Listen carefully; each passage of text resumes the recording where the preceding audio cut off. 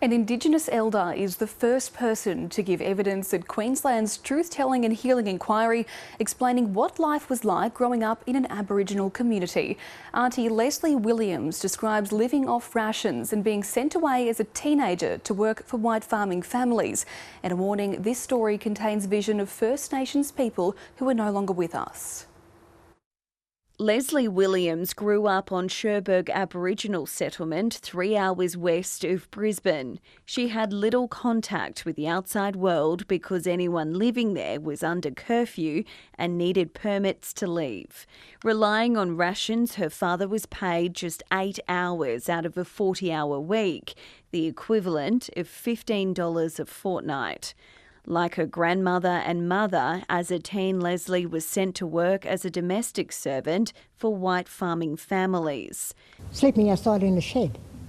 And now I describe pushing a bag of sugar up to the door for security. Oh, that was terrifying. I hated it. For years, she worked every day for pocket money. Most of her wages were held in a trust by the government. And the money that was withheld from us. After a hard-fought campaign, the 77-year-old told her truth on record at a historic hearing.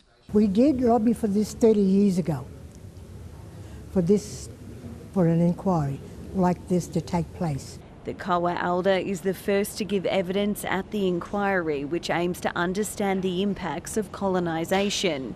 She reflected on her debut as an excited 16-year-old, saying she thinks differently about it now. These girls are now coming out into society. We were still not a part of society. We were still down the bottom of the social ladder. The inquiry will make findings, recommendations and provide advice to the Queensland Government after completing the 3-year truth-telling process. It will include in-person and written submissions and will also look at more than 200,000 items from the state archives. It's critically important that we hear from people with lived experience. We don't know what we don't know.